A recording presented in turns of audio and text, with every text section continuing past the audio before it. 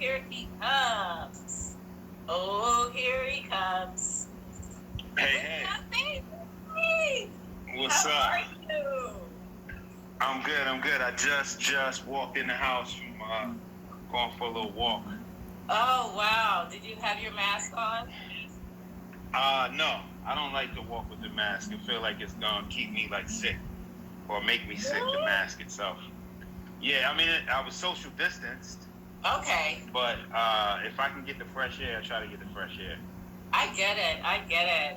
Well, thank you so much for taking time out of your very busy schedule, to chat with us this afternoon or this evening. Yes. About your career. I think you and I have been following each other for quite some time, every step of the way. So congratulations on all the work that you've done. Congratulations on going into season 3 with Magnum TI. Let's talk a little bit. That's a blessing. Yeah. In this climate where, productions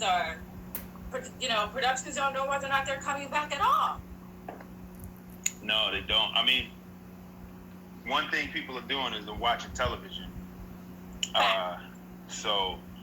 But to actually produce TV right now is up in the air. We don't know how that's going to work out. So, yeah. But I'm very optimistic. We have the season 3 on the books, and it's really good out here in terms of the corona situation.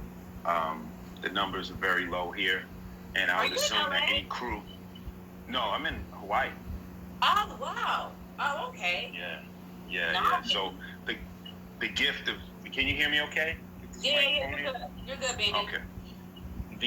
The gift of being in Hawaii is, I get to kind of be in LA in terms of being Hollywood, I should say, right, without being in LA.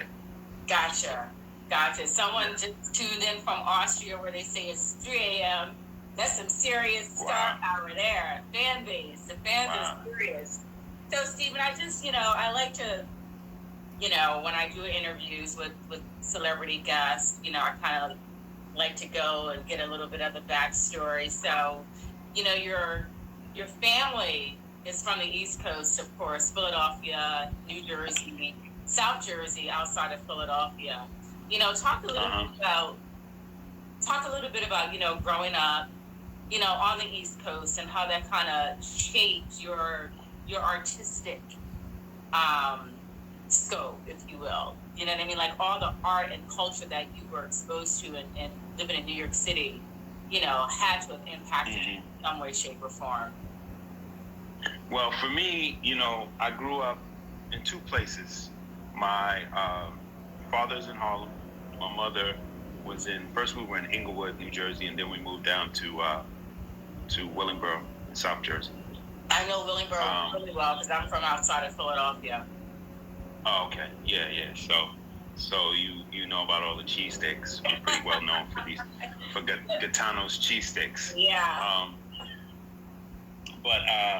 So growing up in both of those places, I was lucky enough to know artists and people that have made it really big or at least rub shoulders with them.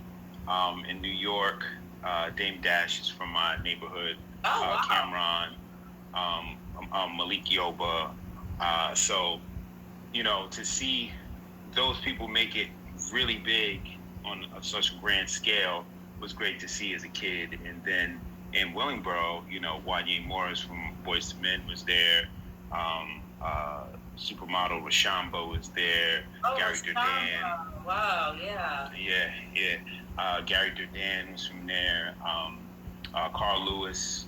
My boy Dorsey Wesley, who's a producer named Megahertz. My boy, I just know a bunch of producers from there.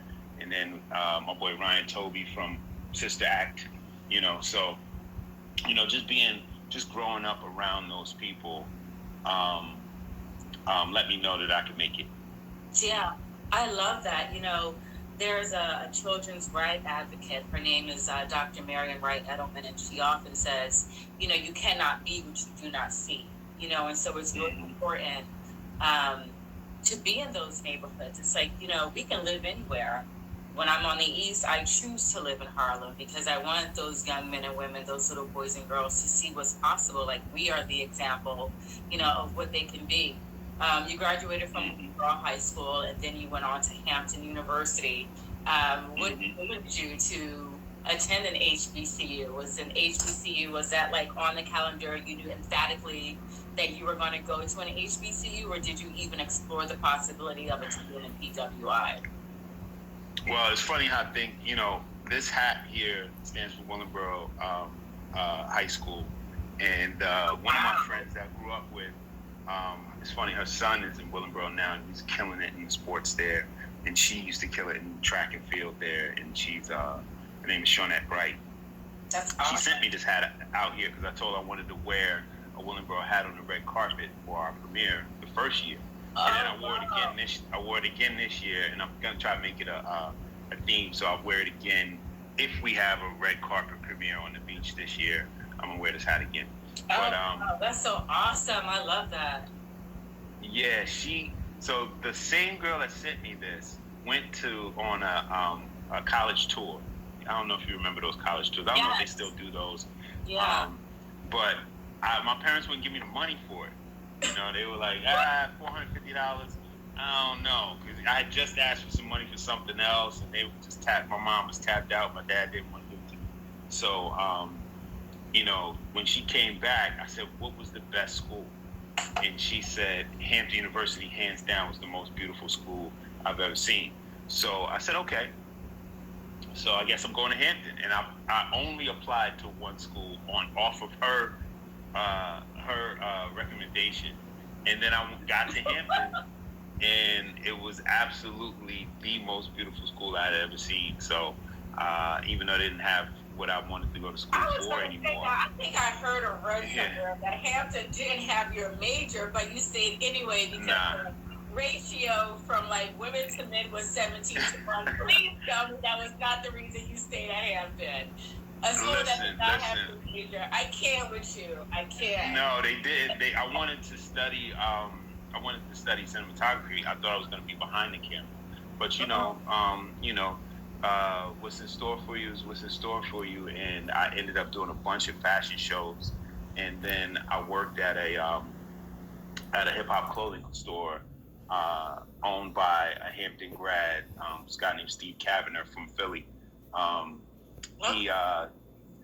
He gave me a job at this place called Inner Zone, and the owner of a company called RP55 at the time, he would come in to drop off the clothes, and I would be like, "Yo, man, you gotta put me in your ads, man. You gotta put me in your ads." And eventually, I ended up in his ads, and that's what put me in front of the camera. So I started acting when I came home, when I graduated, but before that, I was modeling for RP55. Wow. In your opinion, top 3 like best directors of all time for you? Well, directors. I'm maybe a bad cinematographer, so I'm just curious. Yeah, well, at the time when I went to school, that was like a golden age kind of. Everybody's gonna say thank you, Shakura. Thank you for tuning in. Yeah, all right. It was one of those. It was kind of, I would say, the golden age because that was my age group. But wait, I'm sorry, Steve. The questions are coming so fast, and I never like to ignore my guests. Candace, my lovely Candace, she has a question for you. Do you do your own stunts? Some of them, yes. Some of them. Wow. It's hard for them to find a guy my size here. I was going to say that looks like me, that does stunts. They fly my stuntman in from LA. Oh, yeah, wow. They fly him in from LA. But if he's unavailable, they typically have me do something myself. Now, I do not fly the helicopter because I'm sure somebody's going to ask that. I have flown just a tiny bit. I've kind of steered a little bit, but it's a very hard license to get. Takes some time. It would take me 2 years to get that license. Oh, wow.